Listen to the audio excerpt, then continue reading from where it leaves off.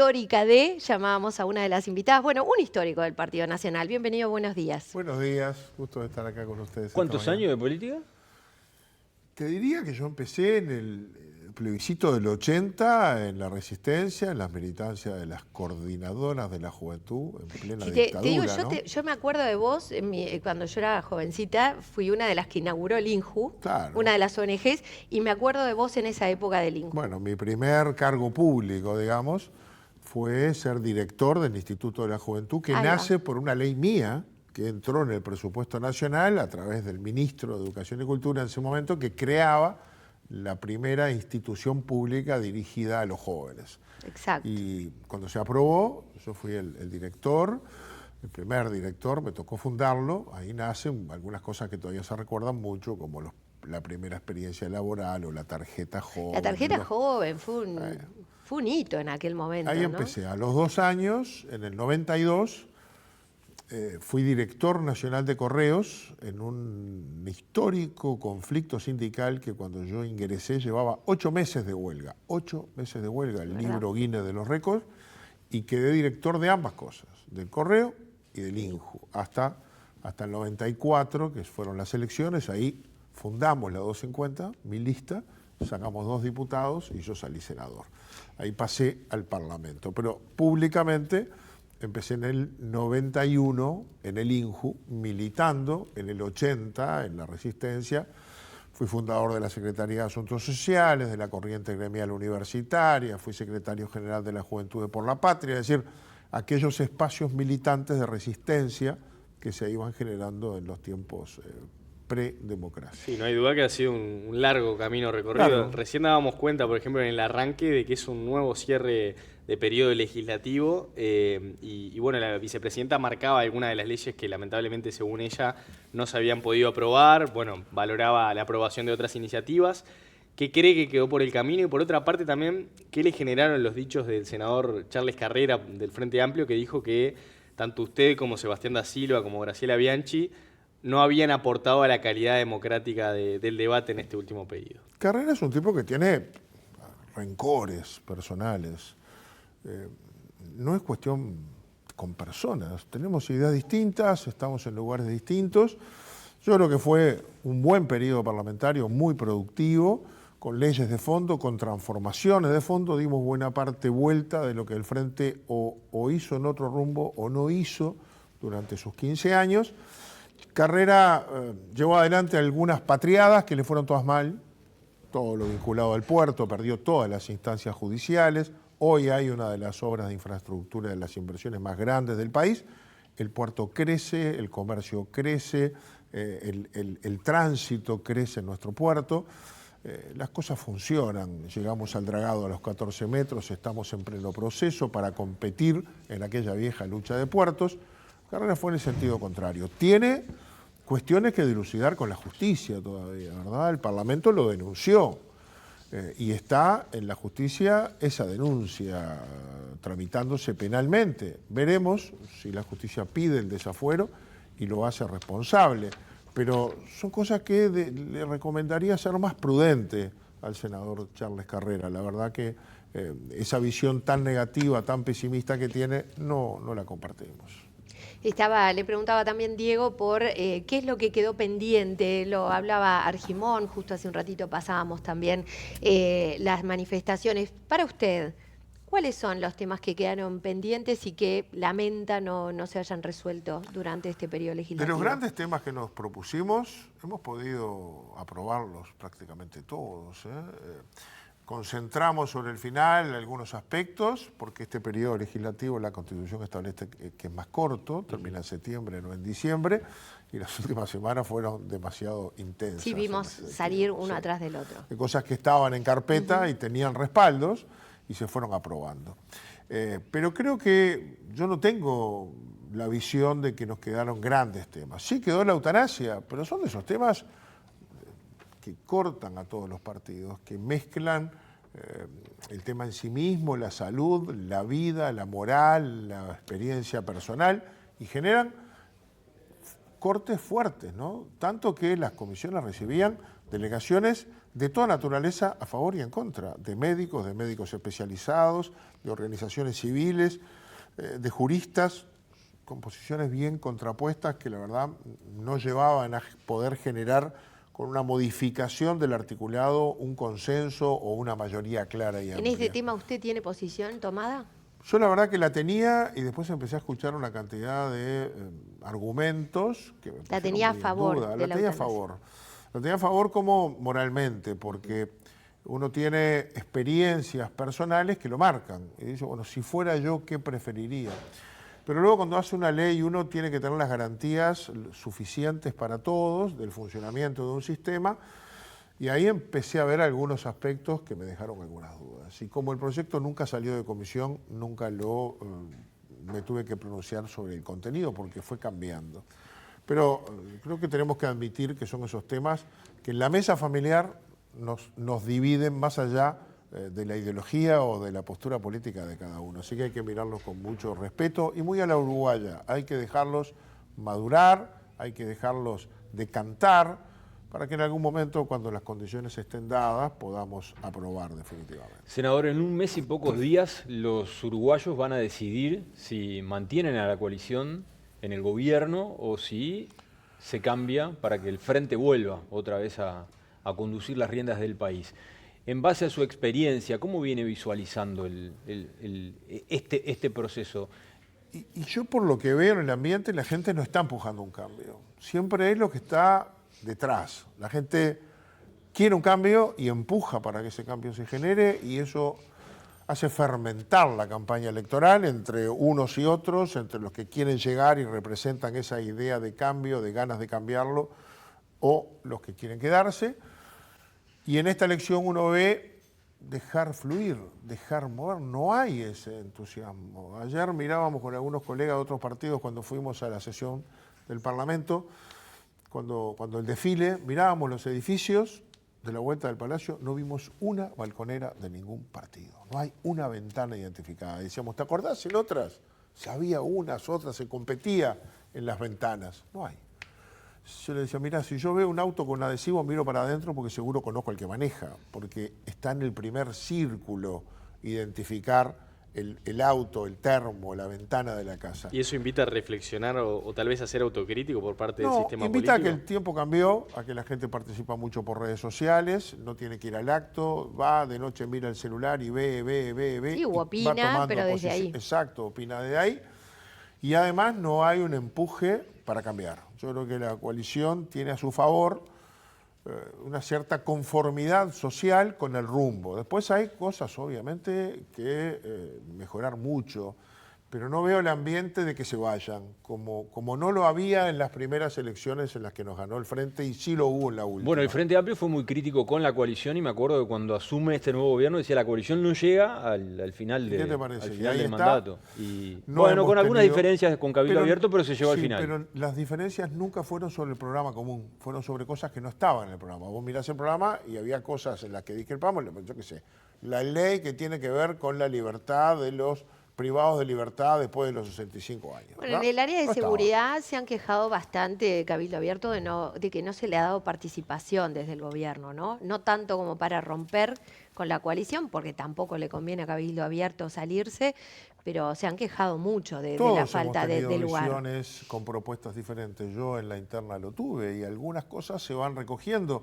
Usted dijo incluso que se recogió poco de las propuestas de seguridad Exacto, que había porque lanzado la usted. nuestra se centraba sobre la base de darle más participación a las Fuerzas Armadas como una fuerza pública ya establecida y probada que puede cooperar con la policía dentro del marco constitucional que tenemos, que no le permite reprimir, pero sí vigilar.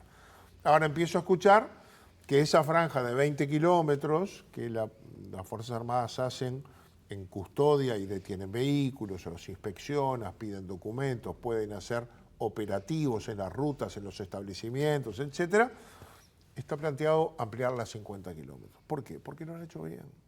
Y bueno, se le da más tarea. Y yo creo que está bien y el tema va a ir avanzando. ¿Por qué? Porque tenemos un enemigo nuevo, que es el narcotráfico, que no es la violencia en la sociedad y la delincuencia, que la hay y en algún caso la hay más porque lo podemos identificar en los homicidios, de los homicidios que no han subido, pero no han bajado, el 20% tiene que ver con delitos comunes, es el resultado final de una rapiña, el 20%. El 30% son las relaciones intrafamiliares o intrapersonales, en la salida de un club, la pelea en el barrio, los dos hermanos, el femicidio. Y el 50% tiene que ver con el enfrentamiento de bandas y de crimen organizado vinculados al narcotráfico, la mitad. Y sobre esa mitad, que genera muchísima inseguridad en las zonas donde se desarrolla, que es donde vive un montón de gente honesta también, es donde hay que operar con acciones nuevas, tratando de blindar al país para que ingrese menos droga, pero también proteger a los vecinos. Por eso el allanamiento nocturno, por eso más republicana, por eso nosotros proponíamos patrullaje para cooperar con la policía, porque el patrullaje, sea de quien sea, da la presencia del Estado. Mucha gente siente que no lo estamos cuidando, porque no puede estar en todos lados la republicana. Por lo tanto, agregar fuerza pública es un tema que en algún momento se va a terminar analizando. Cada vez que le ¿Va a volver a encargamos... insistir con ello usted? Sí. El próximo gobierno va a tener que mirar respuestas nuevas. Gane quien gane, usted lo va a ver.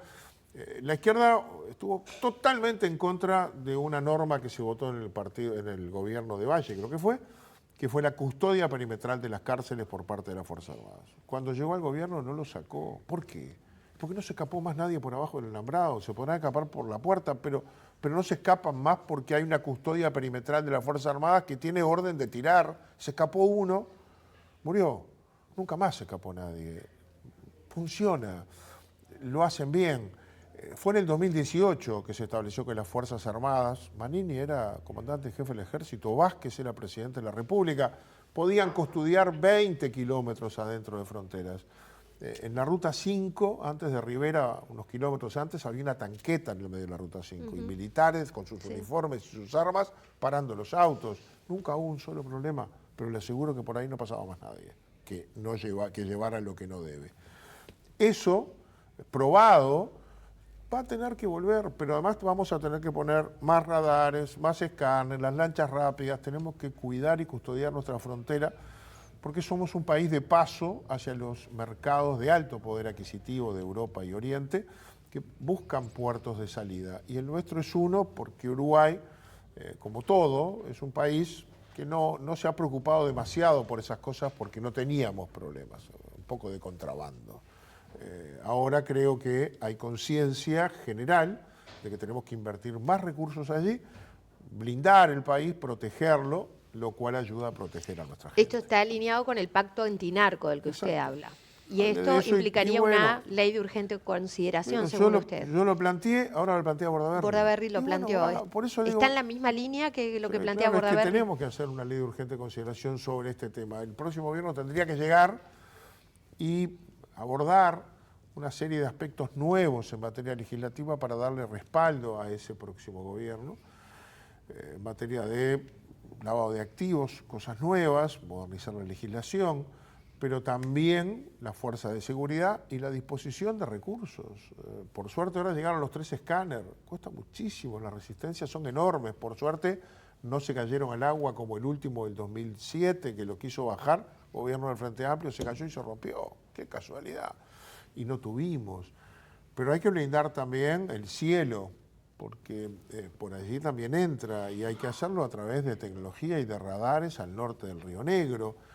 Y las OPV, está discutido si se compran, cómo se compran, pero Uruguay necesita lanchas, embarcaciones rápidas que puedan custodiar nuestra frontera fluvial y sobre todo el Río de la Plata, donde nuestras costas son cercanas a los canales de navegación de los grandes cargueros que pueden contaminarse desde las costas. Y que no llegan, nuestra Armada, lo he estado conversando con ellos, dice cuando llegamos ya se deshicieron de las pruebas y demás. Eso nos pasa con la pesca.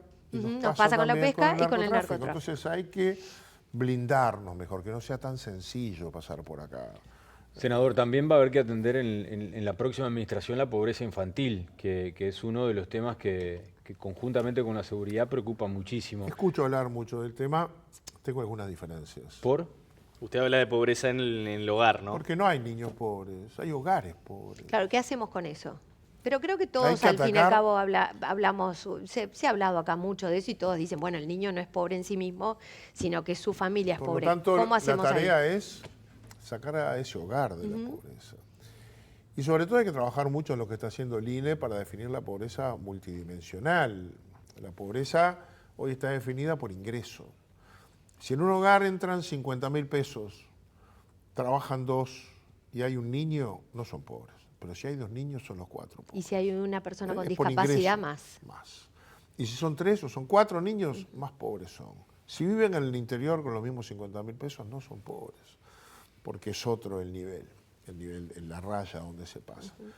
Por lo tanto, tenemos que incorporar otros ingresos que no se toman como ingreso. Las 2 garrafas a mitad de precio por mes. La UTE, que les descuenta el 90% a los hogares más vulnerables, y eso son más de 100.000 hogares. No se toma como ingreso. En cambio, si eso le está, se toma como gasto. Pero obviamente que la pobreza es un problema y a mí me preocupa mucho la pobreza de los jóvenes, que son los mismos niños que van creciendo.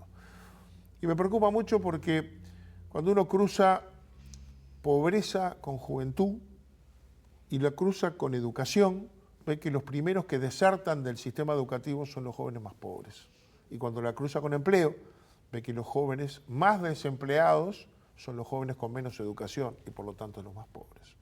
Y si vos no encontrás a los jóvenes a los 15 o 18 años en el aula o en el taller, los encontrás en la calle, no tiene vuelta. Y si los encontrás en la calle, sabemos dónde los encontramos después. Es decir, la mejor inversión que podemos hacer es en los adolescentes y en los jóvenes, que se mantengan el mayor tiempo en el sistema educativo, porque tendrán la contención y las herramientas para poder encontrar oportunidades para poner el pie en el estribo y salir adelante. Todas estas cosas son parte de políticas públicas que llevan mucho dinero. Fue muy cuestionado Álvaro Delgado al señalar de que iba a premiar a aquellos que de alguna manera pudieran finalizar los estudios. ¿A usted qué le pareció esa No, propuesta? me parece que tomando todas las que hay, agregando esa, es una más. Nosotros tenemos un problema y tenemos que subsidiar estos asuntos antes de subsidiar después los problemas.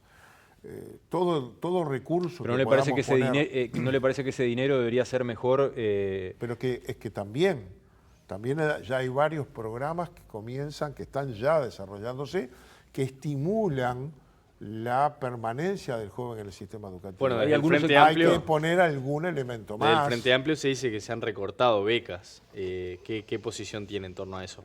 Es que no, objetivamente no es demostrable eso, no es demostrable. Además, en este corto periodo de pandemia inclusive hemos logrado que terminaran primaria y luego terminaran secundaria más jóvenes de las que la terminaban. Hay una cantidad de factores que han coadyuvado a ello, pero la enorme mayoría es la motivación de que la educación sirve para algo. Le voy a poner un ejemplo.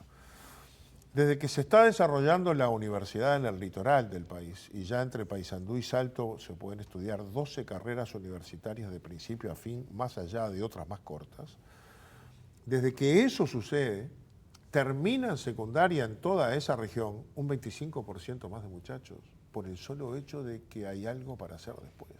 Si te tocó nacer en un lugar donde lo único que podés hacer después que terminaste la secundaria es magisterio o venirte a la capital y ya sabes que no te da, no tenés ganas de terminar porque no te cambia nada. En cambio, el horizonte, la posibilidad de que hay otras cosas, ha generado motivación suficiente para que muchos estudiantes terminaran. Y esa es la gran política pública, es el desarrollo de la universidad, de la UTEC, de la UTU en el interior del país como alternativas positivas para continuar estudiando y mejorar las condiciones de empleo, de ingresos después. Esa motivación funciona. Esa no es sustituida por la que propone Delgado. La que propone Delgado es además, es un elemento más, como hay otras. Yo creo que nos tendremos que sentar a conversar un poco más después del fragor de la batalla electoral que siempre existe. Y si estamos de acuerdo en estas cosas, tratar de generar políticas en común, porque todas las cosas que hagamos necesitan plata. Ese es el tema, ¿no? Que siempre preocupa que la manta es corta y hay que decidir Y es que es y corta. cada vez mejor en dónde se coloca. El Partido Nacional es como uno espera que sea o considera que es como el experto en lo que tiene que ver con la campaña, con el interior del país, con el área rural, ¿no? Muy cercano, sobre todo, bueno, lo vemos en la representación que tiene en las intendencias. Sin embargo, cerramos la rural del Prado y sigue habiendo reclamos por ni parte que hablar. de la presidencia de la Asociación Rural. Pero también reconocimientos. Fue Bueno, pero un vamos mensaje de mucho reconocimiento. Ahí está, hablemos de los reconocimientos, en qué cosas creen ustedes que avanzaron, pero también qué pasa con esto de la competitividad, los sobrecostos, el atraso cambiario o el tipo de cambio, como se le quiera llamar. ¿Qué pasó ahí que no se pudo acompañar al sector rural a lo largo de estos años, más allá de sequía, de pandemia y demás? Que no es menor, sin duda, está bien en la cara que me hace porque no es menor, pero bueno, había un fuerte foco en acompañar el desarrollo del interior del país. ¿Qué quedó pendiente? Para poner contexto, en el 2022 la economía creció al 4.2,3%. Este año va a cerrar en el 3,5%. El 2023, año de la sequía, 0,37%. O sea, se cayó el sector productivo por la sequía y Uruguay tuvo que gastar miles de millones, cientos de millones de dólares para asistir al sector, pero además se exportó menos. Se cayó la zafra de la soja, se cayeron varias otras y no pudimos generar ingresos. Los gastos no aumentaron, pero cayeron los ingresos, aumentó el déficit fiscal, la economía se enlenteció. Por lo tanto, el sector agropecuario tiene una importancia vital en el desarrollo del país y en lo que derrama en general. Eso como contexto. Creo que muchos aspectos de los que reclamó históricamente el sector agropecuario como sector productivo y vinculado al desarrollo se tomaron en cuenta. Y algunas cosas avanzaron muchas, otras están al borde de comenzar a generarse, como es la política de riego, con creo que una política crediticia del Banco República que nunca tuvo. Hoy el Banco República puede dar créditos al sector productivo de hasta 30 años y en algunas áreas de 20 años, es decir, absorbe el tiempo que necesita el sector agropecuario en aprovechar la inversión realizada para generar desarrollo y pagar esos créditos. Estas cosas son muy reconocidas por el sector agropecuario. En materia de tecnología, en materia de apertura de nuevos mercados, Uruguay ha ido, marcaba ahí el ministro, solamente tres productos muy secundarios como el mondongo, la lengua de vaca, etcétera, han generado mercados nuevos que reportarán este año 60 millones de dólares de inversión, que no existían. Estas cosas las reconoce también el sector agropecuario. Yo creo que tenemos cuestiones de competitividad, son cuestiones, hay que trabajarlas mucho, porque la competitividad tiene que ver con los costos, y en Uruguay tiene costos altos, entre otras cosas tiene costos altos porque con esos costos financia políticas públicas. Es verdad que Uruguay es un país caro, también es verdad que comparado con... Entonces te dicen, no, pero en Paraguay, Paraguay es 10% todo. Sí, pues jubilate en Paraguay. Anda a buscar un seguro de desempleo en Paraguay. Bien. Anda a tus hijos a la educación universitaria gratuita en Paraguay. O sea, nosotros tenemos un estado de bienestar que distribuye una cantidad de beneficios y trata de levantar a los que menos tienen. Eso tiene un costo. Bajar la competitividad no implica disminuir eso, pero sí tenemos que disminuir el tamaño del Estado, tenemos que generar menos burocracia, esas cosas. Creo que las dialogamos bien con el sector empresarial agropecuario, industrial, rural, urbano, y hay mucho para hacer y creo que nos vamos alineando. El tema del dólar es otro, el tema del atraso cambiario, que así lo denominan. Bueno, hay que ir buscando los equilibrios, porque también es verdad que esto ha generado buenas respuestas en los sectores que viven de ingresos fijos, como los asalariados y los jubilados. Quedó claro. Es decir, sube el salario real porque hemos contenido la inflación. El sector agropecuario ha hecho descansar sobre sus hombros buena parte de esa película y hay que reconocerlo. Nos tenemos que ir. Le pido en breves palabras una opinión sobre el spot publicitario de Ojeda. ¿Qué le generó?